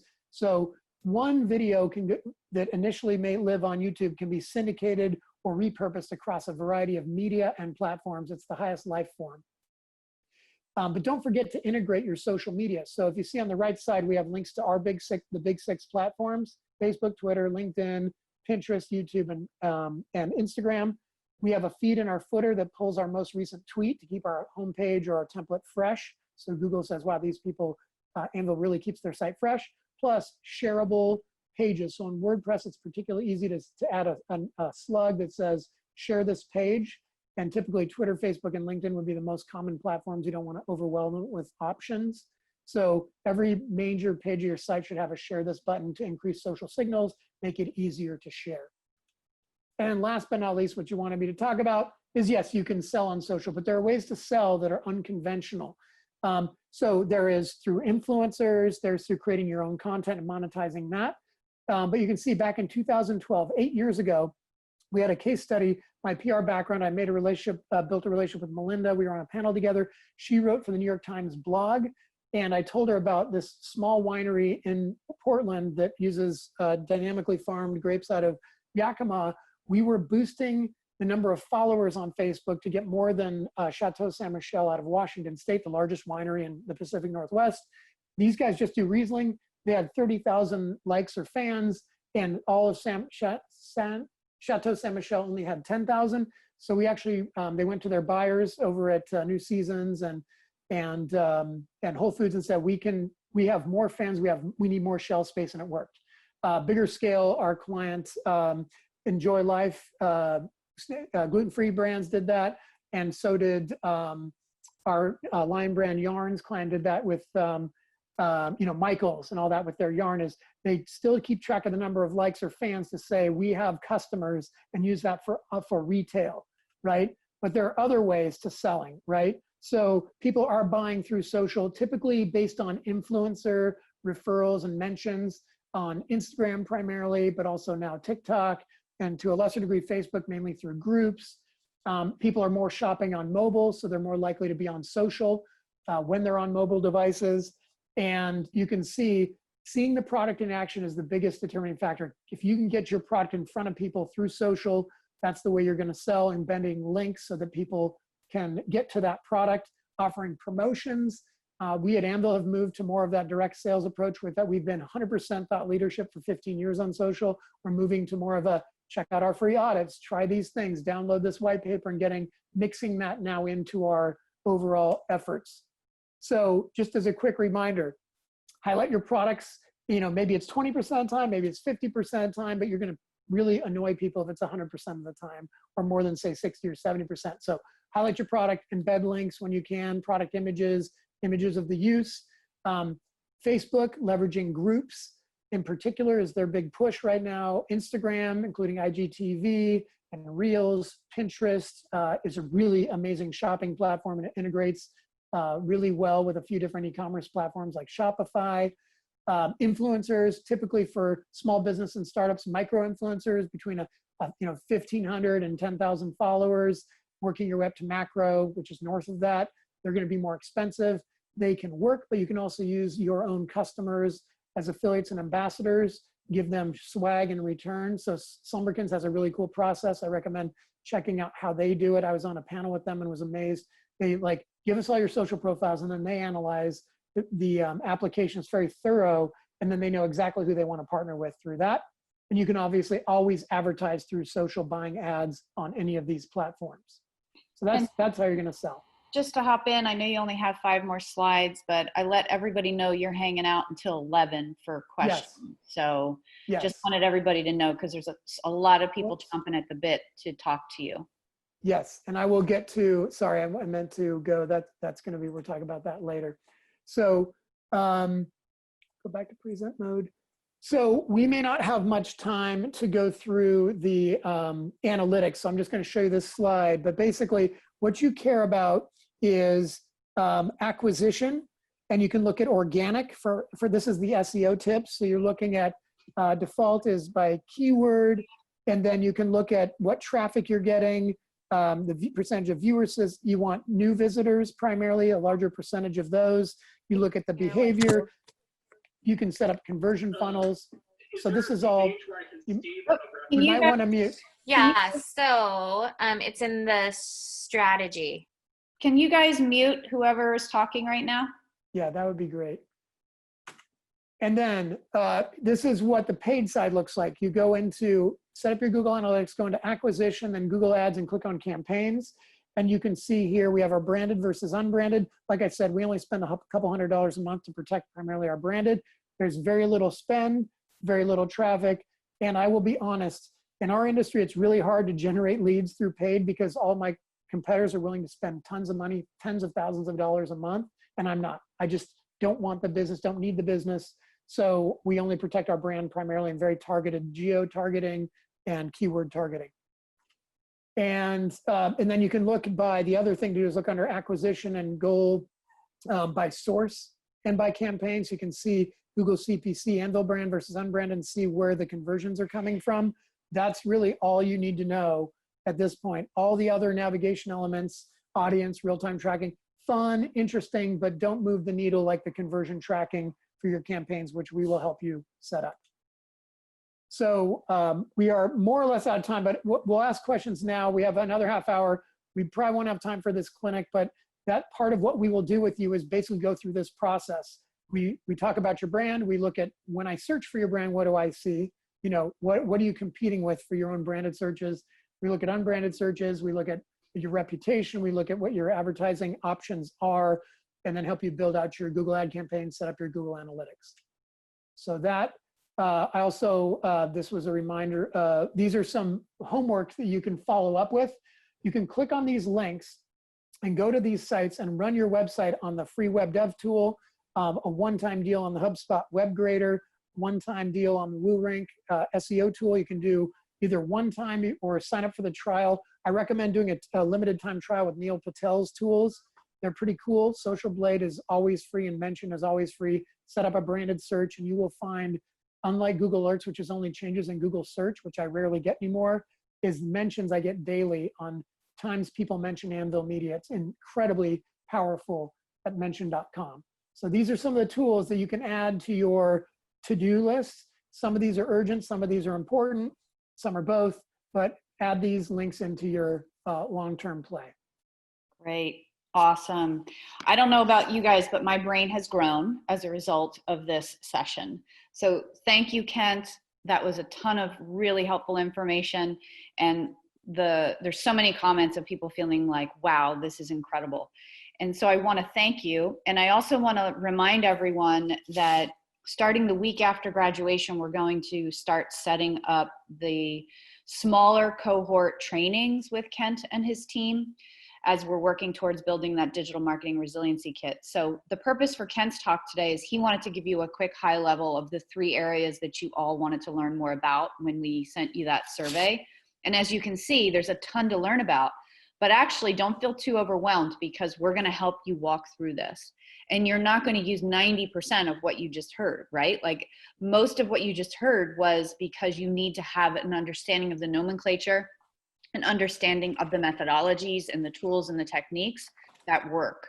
And Kent does an excellent job of doing that. So let's all do the round of applause for Kent. So you get to see all of us on the video doing that. So it's not too loud. But let's open it up for some questions. So you can raise your hand and we will unmute you, or you can post questions in. While we're waiting for that, Kent, there was a good one that came in earlier. Talk to us about using video on landing pages. So if it's something, Sure. you know, a short little well done video. So basically what I would say is videos can increase conversions by 3 to 10x by just having a well-constructed video on a landing page. Now keep in mind, autoplay is not advised. Let people click on it, show that it's clickable, make it a call to action, keep it under 2 to 3 minutes. Please not entirely a talking head. That's easy to create with a webcam, but people get bored easily. So a little bit of editing from your friend and from, you remember from college or whatever, somebody can edit in some text, you know, Chiron on the bottom, or add in, mix some product image cuts, just mix that video up. It's probably the best money you can spend. So we have a partnership with Win-Win Videos where they do these $3,000 videos that are like, they specialize in 60 to 90 second videos. It's originally from the car dealership world where they really highlight a product. It's the owner or employee interview, a customer interview, a shot of the space or the people or whatever it is, the product. And you're going to find that it's really hard to get a well-shot video for under $3,000. So it's a friends and family bro deal situation, or it's somebody like Win-Win that actually has built a product at that price point that is professionally, you know, good sound and lighting, good editing. But it's the best money you can spend when it comes to really trying to grow your business, because a 2-minute video tells a story like, you know, if at 30 frames a second, you know, that's a million images. So that's, or it's however many 100,000 images, that's 1 million words if pictures were 10,000 words. So it tells a video story well. Great, thank you. And Mackenzie, go ahead and unmute yourself. I know you want to ask Kent a question. Yeah, so when you do Google ads, are they always pretty immediate? Do you see sort of immediate traffic always, or do they usually take a little bit of time before like traffic starts trickling into your site? Great question. I would say my understanding is that when you turn them on, they're on. So, but the second part of where you're going with that is you should see immediate impressions and clicks, theoretical conversions based on what that is. But in order to get to know you have good ads and good performing ads, it can take 1 to 3 months, depending on your spend, to build the trust with Google, because they have something called a quality score equivalent, which means the better your ads perform, the keyword is related to the text ad copy is really a landing page, and people are clicking and converting. As far as they can tell, they will give you a better position at a lower cost per click. So they reward good advertising, and they will penalize, they will suspend bad advertising. So you will see clicks immediately, but you won't see a fully optimized campaign. We've seen, typically we tell our clients it takes about 3 months to get to 85 to 95% optimized. And then it's an ongoing effort after that to get that incremental performance. Great question, Mackenzie.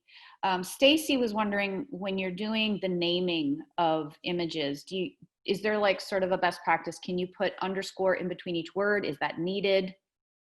I mean, my understanding, you know, I tend to, you don't need the underscores. It doesn't have to be like a URL. It can just be spaces in the words. So just like you'd name a modern file, like a Word or Excel doc, you can add spaces now. But yeah, back in the old days, used to have to use underscore. And just, you know, from an SEO standpoint, hyphens are better than underscores. Visually, it may look like underscores break words up better, but Google likes hyphens in URLs versus underscores. So same thing with, typically we end up using hyphens to space out words in the image files, but it's okay to have spaces. Great, that's good. And a lot of those things change over time too, like the way that things are named and the naming conventions of things. There's a lot of people posting they're going to rewatch this video and rewatch it. So that's awesome, which is great. Okay, what other questions do you guys have? Again, you're going to have more one-on-one time with Kent and his team between now and December, the end of the year, with the awesome grant that we secured from Business Oregon. So thank you, Business Oregon, for that. And also thank you, federal government, because that's CARES Act money that we're getting to allow us to do that. Any other questions? You guys can raise your hand, you can unmute. What do you think of Yoast SEO? It's awesome. So Yoast is a plugin for WordPress, and it basically completely streamlines the process of optimizing a page. So it's pretty powerful. There was allegedly, I think there was an error recently with it, but generally speaking, it's fairly bomb-proof, and we highly recommend, one, if you're using a platform, use WordPress. Two, if you're using WordPress, use the Yoast plugin. Great. And then what's your school of thought on scrolling versus navigation? I hate scrolling, and I loathe the infinite scroll. The user testing shows that people generally like scrolling a lot more than I do, but I prefer navigation. In fact, the old research shows that generally speaking, people prefer the Amazon experience when, particularly on a large site or an e-commerce site, is to pogo. The idea of going up and down the thumbnail navigation from a category to a specific product to a detail page, back up to the category to check another product. So that's how we'd advised. They built out the Coastal Farm and Ranch website, which launched last October and has done very, very well. So sometimes that, e-commerce sites can be busy, but that site, Coastal, definitely follows best practices. Great. What do you think about Google's new Stories plugin? I don't have an opinion on it yet. The team, we haven't as a team really talked about it yet, so I'll probably bring it up, and we have a weekly big picture. I'm going to make a note right here to talk to my team about it, so we can either write a point of view blog post about it or just get some other sort of thoughts together for you. Great. And Fiona, do you want to unmute and ask your question?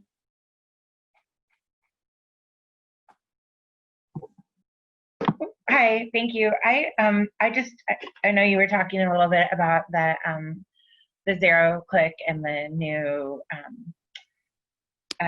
that people are moving towards asking Siri and doing different things like with the question and answers, and how that's a really good one to get in front of as far as search is moving in that direction. But I was just wondering, like, how do you get started with that if it's a new direction that people are going in, or what's the best way to get into that right away? So I'm sorry, restate your question. I want to make sure I may answer it. Well, I guess I was interested in the zero click services that you were talking about. Oh yeah, just let me just do a quick voice search. Lewis, I'm going to add into the comments section. So I wrote this article. See if I can find it. There's a 3-part series. There's a 3-part series on Smart Brief. So I'll add it to the chat right here. So basically, and then we have a bunch of articles. You can just Google voice search Anvil Media Kent Lewis and you'll find more, but there's a 3-part series on voice search, or a 2-part series that'll really tell you the fundamentals. So sorry, that's the idea. Is there's a slightly different page structure for optimizing pages, but I will show you, let me just show you how it works. Shoot, let me Thank you. Let me share my screen real quick. Is that okay if I do that? Yeah, go for it. Okay, so let's see, what is that? Optimizing, here we go, screen 1. So you should see this optimizing for voice search. So this is the article. But let me show you something really cool. This schema markup is the holy grail key ingredient to this. So if you look for augmented reality marketing, we do not do augmented reality. We are not a developer. We're an optimizer. We're an amplifier. But if you scroll down here, you can see this is what you want to rank for. And dang it, sometimes we show up and sometimes we don't. What is augmented reality? Anyway, let me just do this. I know it right here. What is augmented reality marketing? So you can see here, we optimize this page with schema markup. So I'll just go to this page. Right? So our SEO team, one of our SEO team that's no longer with the company, he was passionate. In fact, he was so passionate about augmented reality, he left to pursue building his own products. So he wrote this on his own. What is it? He Googled and did keyword research to figure out what are the most common augmented reality questions around marketing. These are things he was doing on his own, right? So he wrote this really detailed article, built-in multimedia, which is a really good SEO best practice. And then here's what came out of it. So, because I don't know a better way to, so we have a link to our coverage. And down here, there is The Economist. So I was quoted in this article using augmented reality in marketing because he did a Google search for augmented reality marketing, and our article, or that blog post, showed up #1 at the time.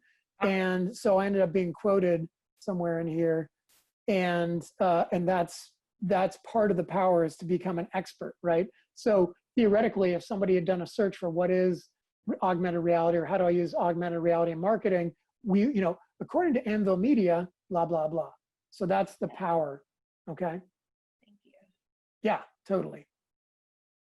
Unshare this. Great. Good stuff. Okay. Anybody else have questions for Kent? You can unmute. We've got about 10 minutes left. Hey, yeah, Corey was trying to answer this question for you, but I would like to ask you on the website examples that you gave of bad websites.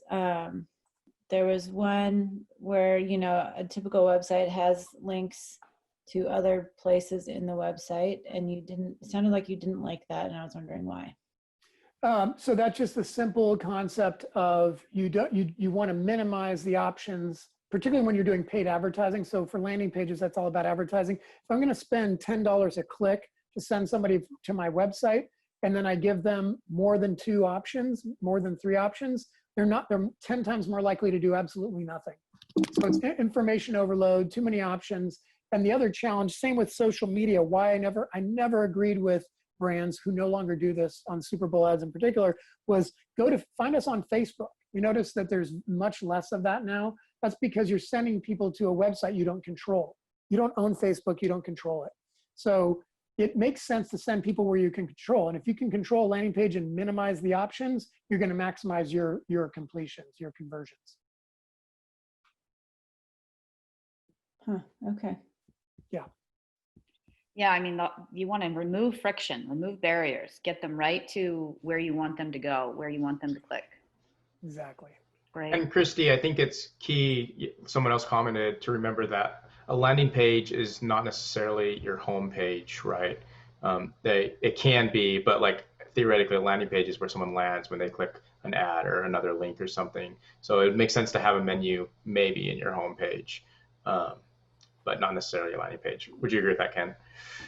Yes, I would agree.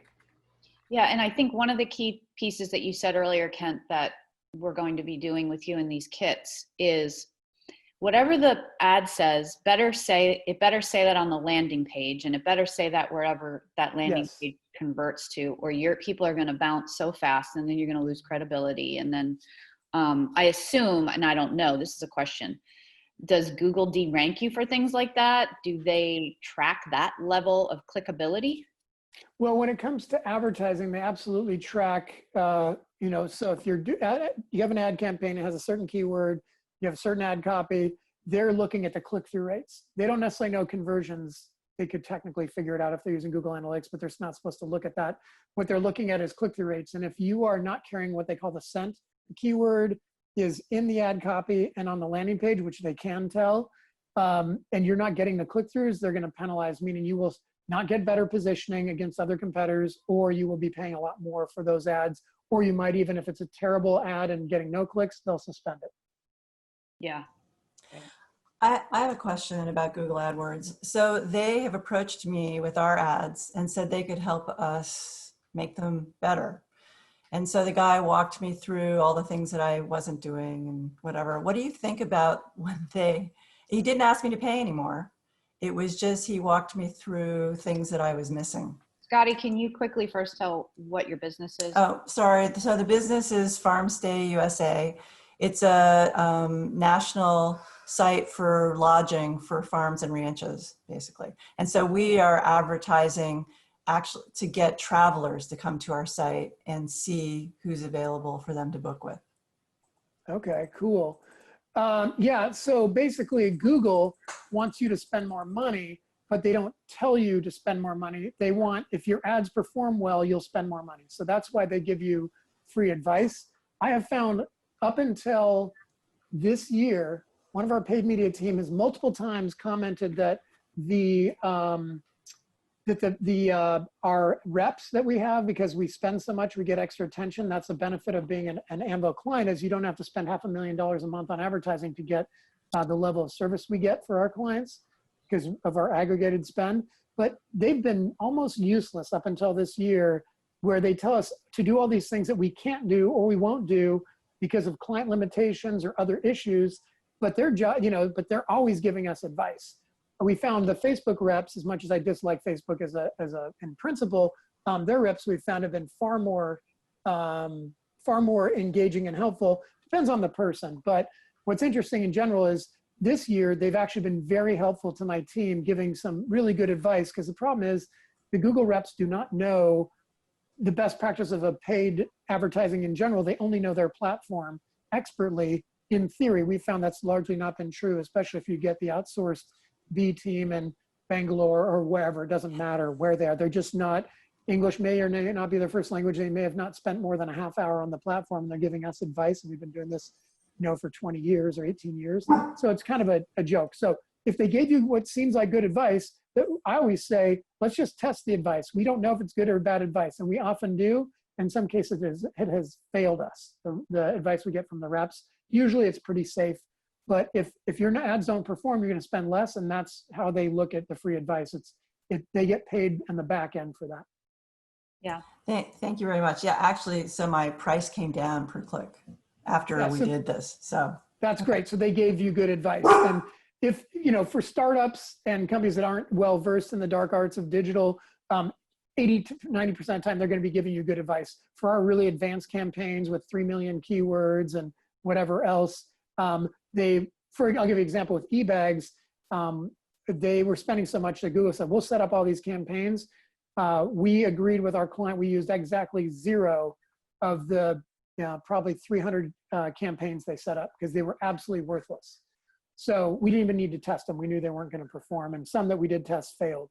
So you take it with a grain of salt, but for the baseline foot where most of you are, they're going to give you some decent advice if you can get a hold of somebody. Kent, here's a great question about the A/B testing. I'm a huge fan of A/B testing, though. I love it. So when you're testing landing pages, doing A/B or multiple at the same time, is it possible that you can confuse your customers where they somehow navigate to the test page? How do you control that experimental group? Well, so the idea of the A/B test is you're sending X%, usually half to one page and half to the other.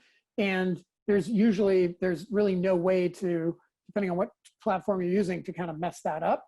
The only way you'd mess it up is not sending anybody or not enough people to one test or the other.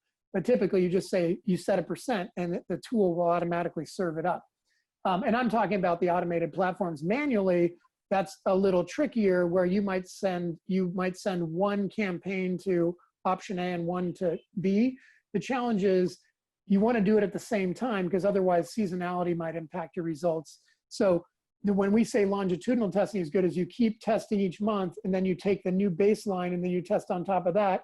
And that you can do over time, factoring in seasonality based on interest changes or COVID or whatever else is going on. But generally speaking, it's really hard to screw that up, especially if you're using a tool like Unbounce or Optimizely. Yeah, and I mean, you do need statistical significance to know. And so Samantha's asking, what if your sample size is too small to divide in half? And Samantha, what do you mean by too small? When if you don't, is it less than 500? Yeah, unmute yourself if you don't mind, and remind us what your business is too. Okay, so if you're literally just creating a website and launching it, and just in the very, at the beginning of growing the business, then I'm just wondering, it might take me a while to get a large enough sample size to divide it up. Yeah, so again, that's where the advertising comes into play. Is you can buy the clicks, you can buy the traffic. So I'll give you an example. When I was with goodguys.com 20 years ago, to get 500 completions through our we had an nth visitor pop up. Every 4th visitor got, hey, take this survey, and we rewarded on the back end instead of the front end, so it wasn't skewing the results. We got 500 completions within 4 days because we had 6,000 uniques a day. So for you, where you might get 6 a day, I would extend the period, or I would put a couple $1,000s or at least hundreds of dollars into an ad campaign that's branded or keyword loaded to say, you know, and then come to our site, take the survey, and then, or whatever the usability test you're doing, you should be able to, you know, it may take a couple weeks, but basically my answer is buy that traffic. And, you know, so basically the way it is you're within 5%, 95% confidence with 500 completions. So anything less than that, you just be aware that, you know, 250 completions might be 80% confidence. That's still more than 50%. And then common sense, working with somebody like us will tell you like, well, that data is completely not a surprise. That's on point. We have, I think we can safely move forward with this version of the page as our new baseline. And then you just keep testing, because maybe a month or two later, wow, we're way off. Let's ratchet back and try another test and reset. But I think false positives are not as likely if you're working with somebody that's been in this space for a while. Great. Well, we are at the top of the hour just about here, and holy moly, Kent, that was incredible. Really great content. I'm so excited that our team's going to get to work more with you and your team in the coming